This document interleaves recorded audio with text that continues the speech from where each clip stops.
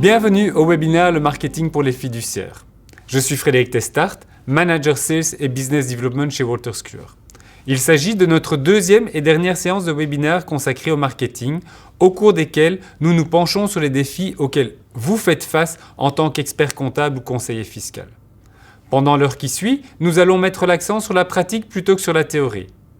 Mais de nos jours, de nombreux bureaux d'experts comptables n'ont pas de plan marketing ciblé. Malheureusement, ils passent à côté de bien des opportunités. Ils ratent non seulement des occasions d'attirer de nouveaux clients, mais aussi de renforcer leurs relations avec les clients existants. En tant que véritable partenaire des experts comptables, non seulement pour les logiciels, mais aussi dans d'autres domaines, nous tenons à vous accompagner aussi dans cet aspect de votre profession.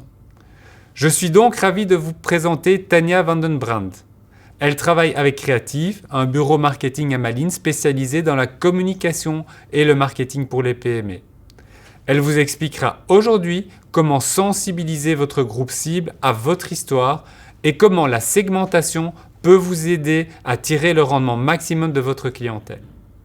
Elle répondra également aux questions suivantes.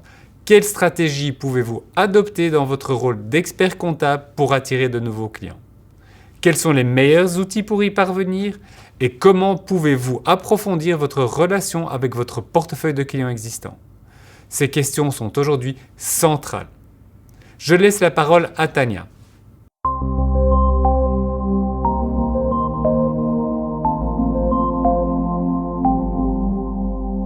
Bonjour à tous, je suis Tania van den Brand. Bienvenue dans cette partie numéro 2 du webinaire du marketing pour les fiduciaires.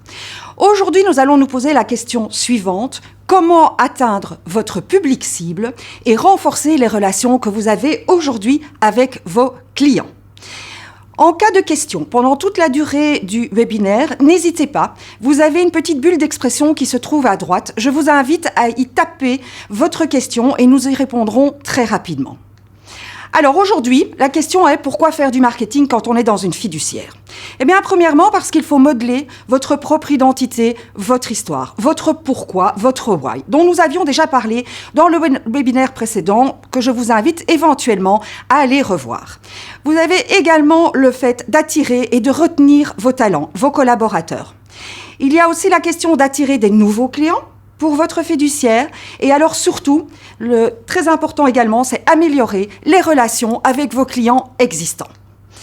Qu'allons-nous voir aujourd'hui au programme? Eh bien, nous allons d'abord voir comment déterminer votre groupe cible en tant que fiduciaire, comment atteindre votre groupe cible en tant que fiduciaire, parce que le déterminer est une chose, mais il faut l'atteindre, et puis aussi voir un petit peu comment se passe le parcours idéal du client, qui se base en fait sur une relation client efficace avec votre entreprise.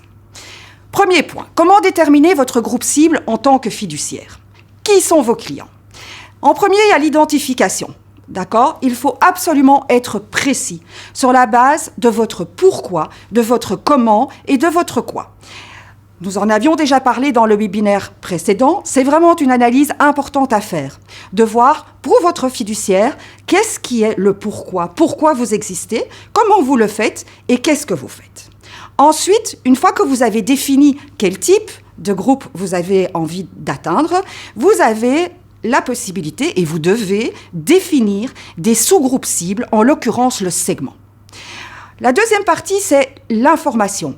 Il faut que vous fassiez une analyse du client complète sur la base de vos meilleurs clients, de vos meilleurs cas, de vos clients les plus importants et les plus fidèles. À partir de là, lorsque vous les aurez analysés, que vous saurez exactement qui ils sont, vous allez développer ce qu'on appelle des personas.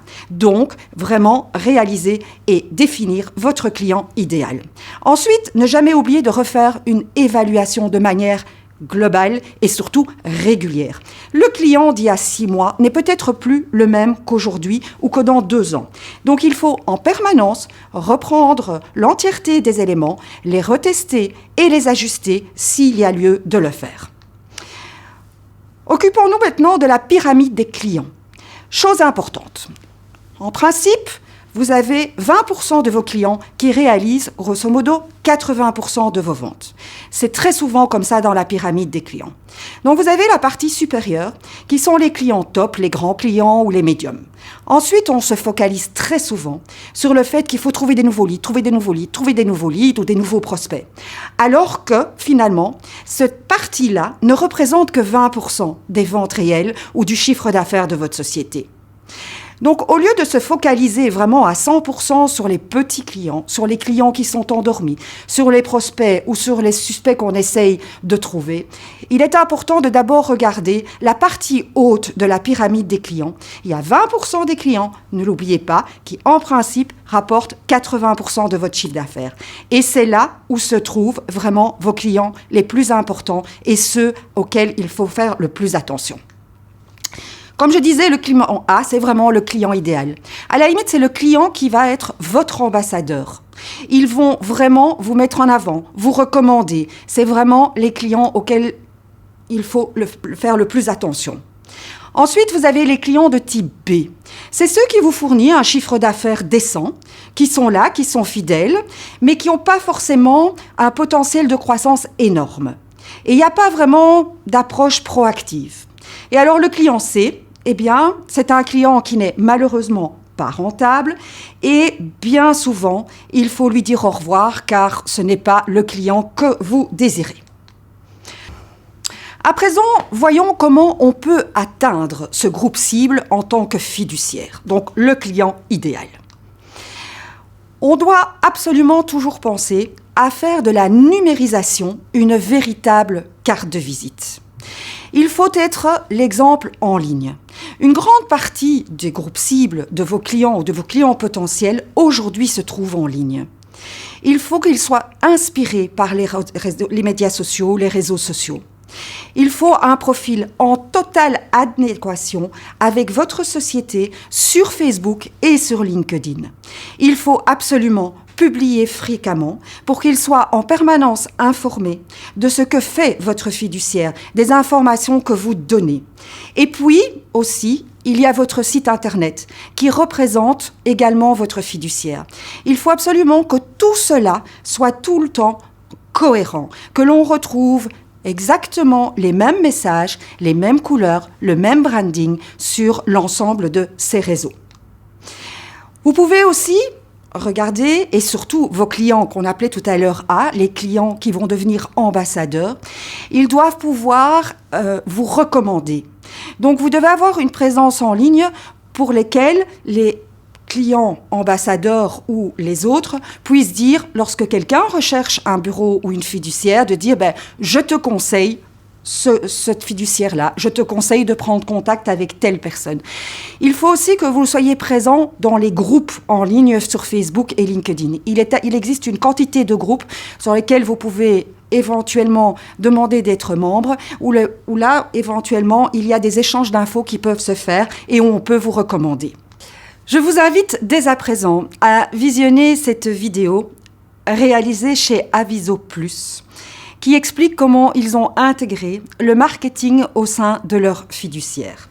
Je vous laisse découvrir le sujet.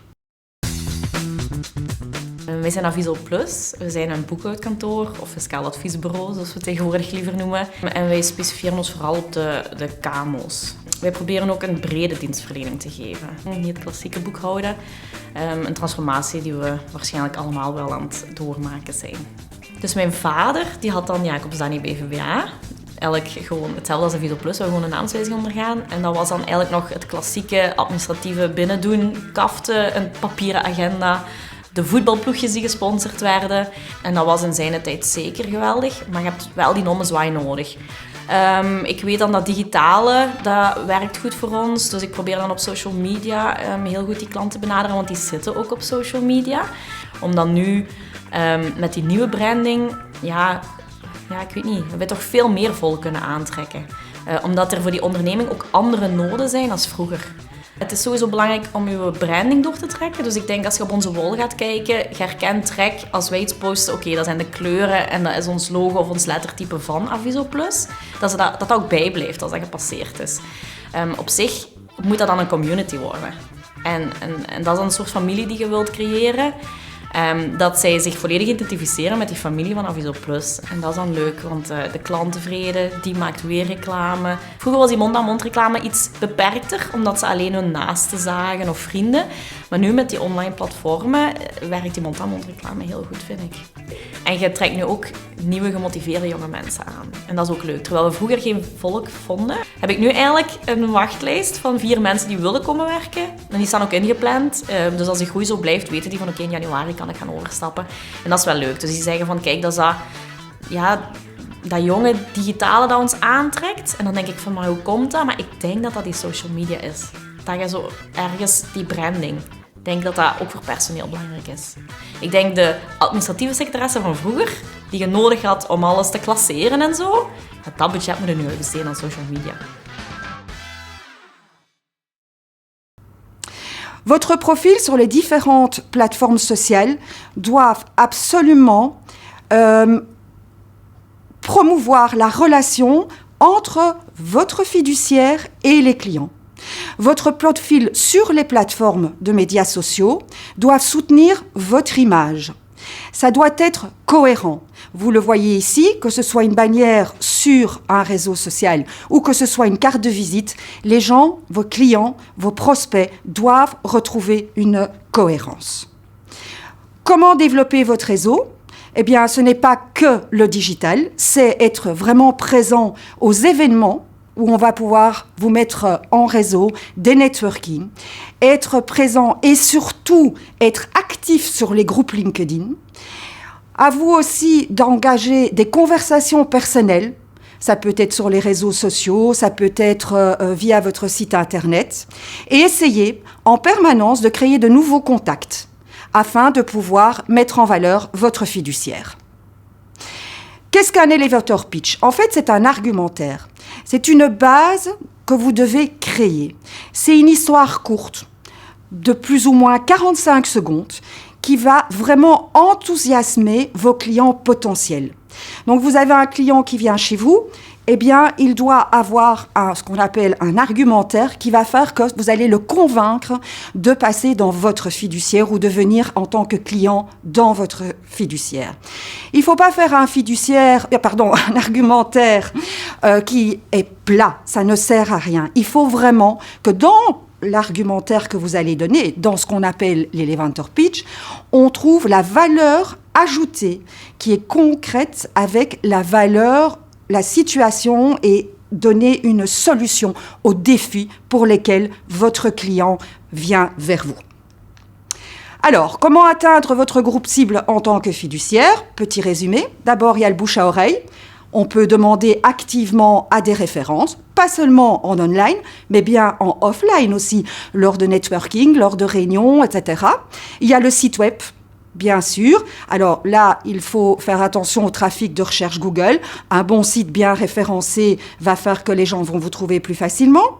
Il y a les médias sociaux avec des contenus, de l'information, des données que vous allez transmettre à vos clients, prospects, suspects potentiels. Vous pouvez également réaliser des mailings sous forme d'informations, sous forme de newsletters, et vous pouvez vous-même organiser ou participer à des événements de réseau. À présent, parlons du parcours, ce qu'on appelle le parcours idéal du client, pour obtenir vraiment une base d'une relation client puissante. Alors, c'est quoi un parcours client ? Qu'est-ce qu'on entend par là ? D'abord, le parcours client se fait non seulement en ligne, mais aussi hors ligne. On va cartographier tous les moments de contact possibles. Et alors aussi, chose importante, vous avez votre façon de voir les choses, votre façon de communiquer, mais à un moment donné aussi, il faut essayer de penser du point de vue du client, ce qu'il recherche, ce qu'il souhaiterait, quels sont ses problèmes à résoudre, quelles sont les solutions qu'il cherche. Alors, pourquoi faire un parcours client ? D'abord parce que c'est important pour promouvoir la relation entre le client et votre fiduciaire, vos employés, votre organisation. Ça va vous amener à encourager la fidélité de votre client parce qu'il y aura une approche personnelle. Elle va également permettre de déterminer les opportunités de croissance. Si vous avez des contacts réguliers avec votre client, que vous avez un beau parcours, eh bien, comme vous avez beaucoup de contacts, régulièrement, vous pouvez l'interroger activement, avoir un questionnaire actif afin peut-être de déceler de nouvelles opportunités. C'est ce qu'on appelle donc l'expérience client. Alors, comment on peut analyser et améliorer un parcours client qui est quand même divisé par différentes étapes? Alors, première question, quels sont les moments de contact avec le client? Où en est-il? Le moment et la manière dont une personne et une marque se rencontrent. Quelles améliorations sont possibles, justement, dans les points de contact avec ces fameux clients? Qu'est-ce qu'on peut développer de plus? On se questionne, on questionne les clients et on essaye de penser à partir de « je suis le client ». Quelles sont les pensées et les émotions dans chaque phrase en fonction du moment du parcours client? Vous avez différentes étapes dans le parcours client. Vous commencez par un suspect, puis un prospect, puis un lead, le client fidèle et évidemment l'ambassadeur, ce qui est évidemment le sommet de la pyramide puisqu'il va lui-même vous être ambassadeur de votre fiduciaire et peut-être amener de nouveaux clients potentiels. Le suspect, c'est la personne qui est susceptible de devenir un jour un client de votre fiduciaire. Alors, vous savez que vous avez la solution à son problème. Le prospect, lui, c'est un client potentiel qui déjà va montrer un intérêt plus développé pour les produits ou les services que vous proposez. Et là, déjà, il y a une communication qui s'installe. Le lead, là, on est déjà à un stade beaucoup plus loin, c'est encore un autre discours. On va faire une proposition, il va y avoir une offre, une idée de solution à proposer, et on sent qu'il y a une forte chance de collaboration, qu'il va peut-être passer du côté du client. Ensuite, vous avez le client. Qu'est-ce qu'un client? C'est là où il y a eu un achat, une signature de bon de commande, un accord. Le client fidèle, c'est celui qui est là depuis des années, qui vous suit, qui est fidèle, qui reste client de votre société. Et alors l'ambassadeur, alors ça c'est évidemment l'idéal, c'est non seulement un client, mais un client fidèle qui vraiment vous représente. Ça devient votre représentant de votre société, de votre fiduciaire. C'est vraiment comme un panneau d'affichage ambulant. Ils vendent vos services, vos produits, et il encourage ses connaissances ou les gens qui lui demandent conseil de devenir vos clients, de prendre contact avec votre fiduciaire. Votre parcours unique client, donc, il faut bien prendre conscience qu'aucun parcours client n'est identique à un autre. Chaque phase du parcours client est aussi important l'un que l'autre, à ne jamais négliger, ne jamais passer une étape. Et c'est à vous d'établir le parcours du client, d'y mettre les actions qu'il faut au bon moment. Ensuite, vous devez par après chercher à savoir quelles seraient les améliorations possibles que vous pourriez apporter au contact avec les clients. Pourquoi? Pour obtenir une expérience client optimale, qu'est-ce que je peux orienter, améliorer dans mon discours pour pouvoir vraiment passer d'une étape à l'autre? Pour établir des relations durables et surtout précieuses avec les clients et obtenir leur fidélité. Et alors, de nouveau, le principal, créer des ambassadeurs de votre marque, de votre fiduciaire, qui sera vraiment, comme je disais, le tableau ambulant et la représentation du client content qui conseille aux autres. La checklist. Premièrement, mon groupe cible doit être spécifiquement déterminé. Qui sont-ils? La pyramide de mon client idéal a été dessinée. Faites bien les 20% pour les 80% de chiffre d'affaires et le contraire en dessus. Mon argumentaire est au point. Vous savez à peu près en 45 secondes exactement la valeur ajoutée que vous allez amener au client ou au prospect.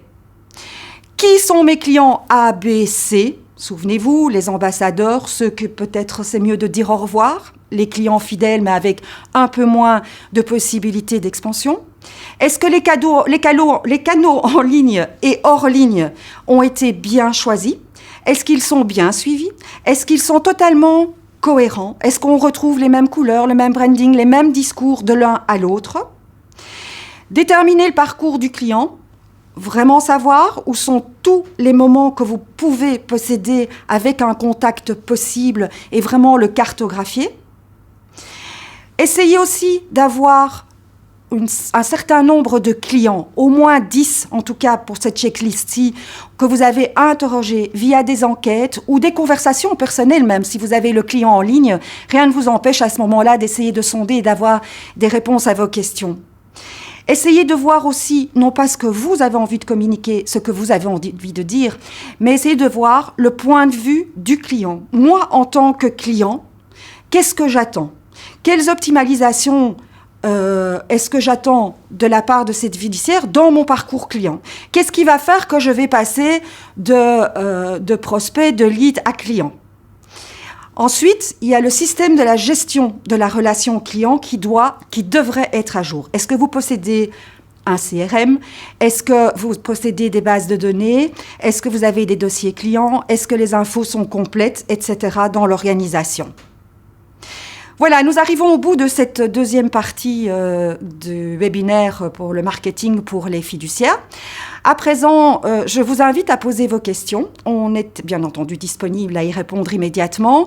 N'hésitez pas à utiliser la fonction du chat qui se trouve à droite de votre écran et nous y répondons rapidement.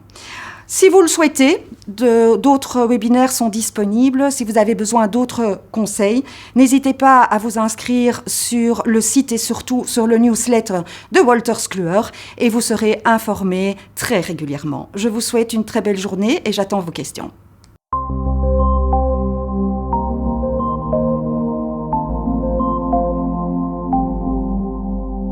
Merci Tania pour cette présentation passionnante. Ainsi s'achève la dernière session de notre série Le marketing pour les fiduciaires. Mais vous avez encore des questions ? Notre chat reste ouvert encore pendant une demi-heure, vous pouvez en profiter. Sachez que vous pourrez aussi revoir toutes les sessions sur notre chaîne YouTube. Merci d'avoir suivi cette session et à bientôt.